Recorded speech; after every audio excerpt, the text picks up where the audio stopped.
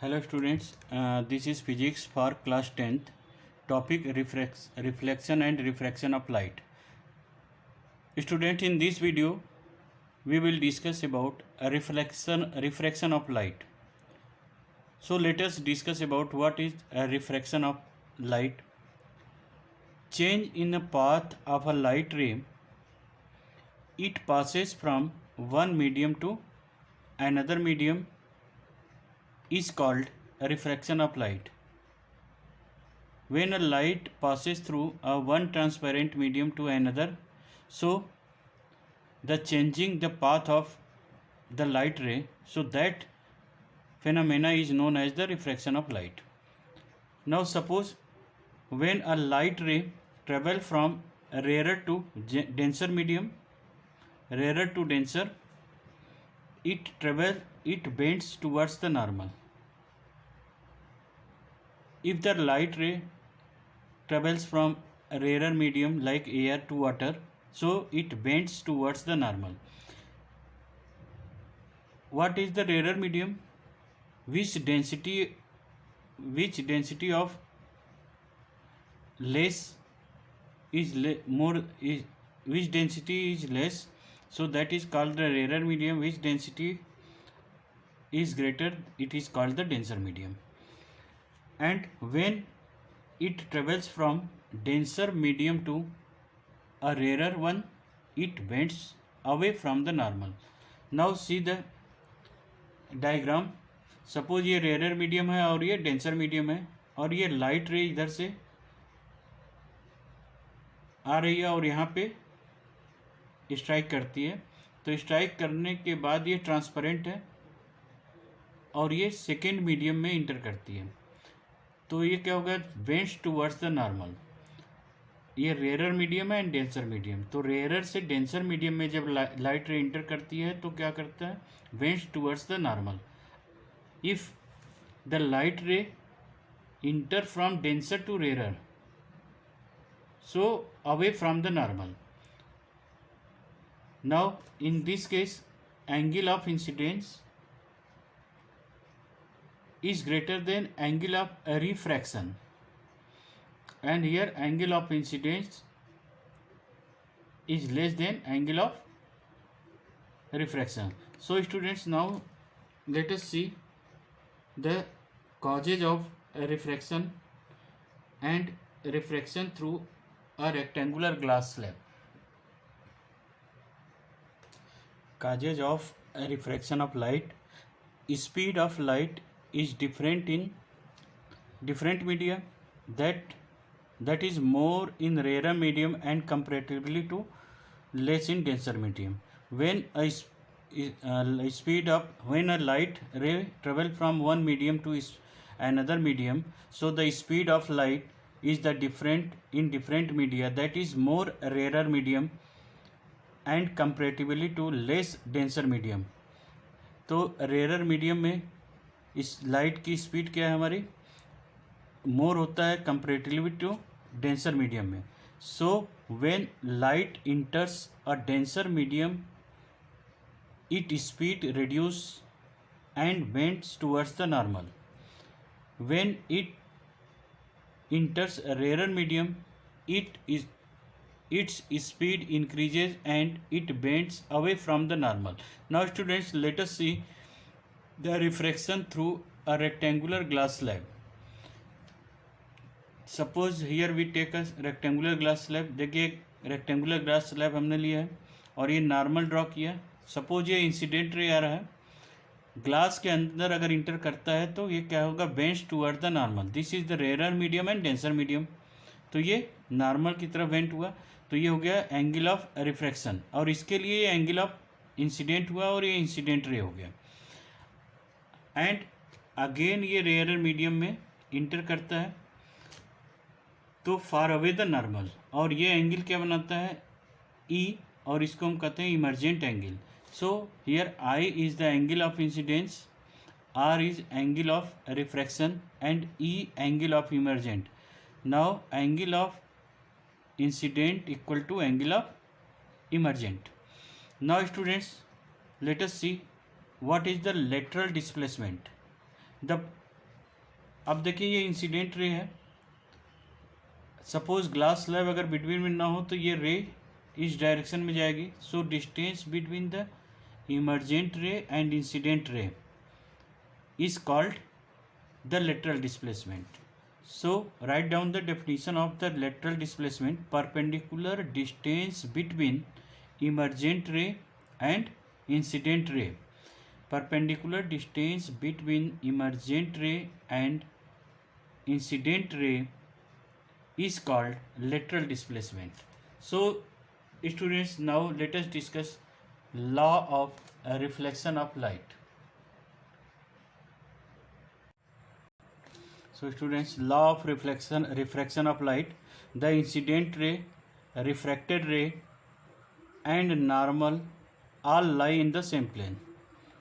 And second law है, the ratio of sine of angle of incidence to the sine of angle of refraction is constant, that is as sin I by sin r equal to constant. Now this is also known as, this relation sin I by sin r equal to constant, this is known as Snell's law. And this constant is known as the refractive index. It is denoted by n. So students, now let us discuss about what is the refractive index. So refractive index क्या होता है? The ratio of the speed of light in vacuum to that in the medium. The ratio of the speed of light in vacuum to that in the speed of light in a medium is called refractive index. It is also known as the absolute refractive index.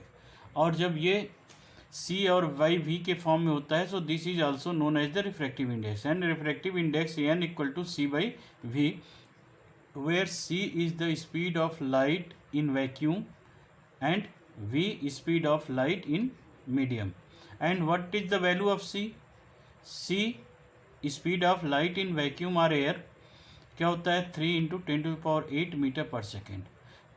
Now students, suppose we want to write down the speed refractive index of one medium with respect to another medium. अगर इसको right down करना है तो हम कैसे denote करेंगे और इसका फार्मूला क्या होगा? So let us see the formula of refractive index of one medium two with respect to the another medium. तो how to write the refractive index of medium two with respect to medium one? तो हम लोग इसको इस तरह से write down करेंगे, medium two with respect to one, this is equal to speed of light in medium 1 with respect to air divided by speed of light in medium 2 with respect to air. तो ये speed of light in medium 1 ऐसे कर दीजिए, speed of light in medium 1 and speed of light medium 2. या ये formula हम लगा सकते हैं, refractive index of medium 2 with respect to air divided by refractive index of medium 1 with respect to air. For example, suppose हम write down करना चाह रहे हैं refractive index of glass, refractive index of glass with respect to water. तो इसको हम कैसे denote करेंगे? NGW. ये ग्लास हो गया, ये वाटर हो गया. अब वेलोसिटी के बेस पे अगर हमको फाइंड आउट करना है तो V speed of light in water divided by speed of light in glass, speed of light in glass. या रिफ्रैक्टिव इंडेक्स के बेस पे अगर हमको फाइंड आउट करना है तो हम यहाँ पे लिख सकते हैं refractive index of glass with respect to air and refractive index of water with respect to air. तो इस तरह से हम लोग रिफ्रैक्टिव इंडेक्स फाइंड आउट कर सकते हैं. So let us see the some numericals problem based on the refractive index.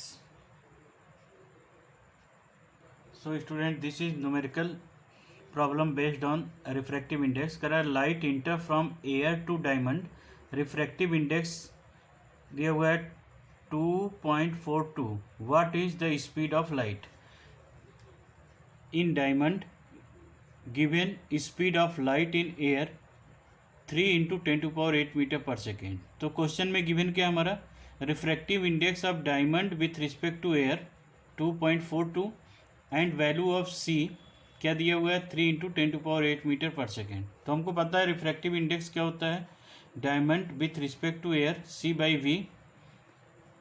We क्या है speed of light in diamond. तो यहाँ पे क्या हो गया इसकी वैल्यू तो हो गई हमारी 2.42 equal to 3 × 10⁸ divided by V. तो वी इक्वल टू क्या हो गया v equal to 3 × 10⁸ divided by 2.42. अब इसको सॉल्व करेंगे तो आंसर क्या आएगा 1.24 × 10⁸ metre per second. So students now let us see the in text questions page number 176.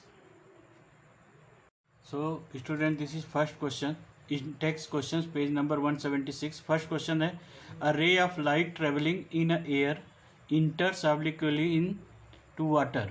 Does the light ray bends towards the normal or far away or away from the normal? Why? तो यहाँ पे क्या होगा the light ray bends towards the normal because the water is denser than the air.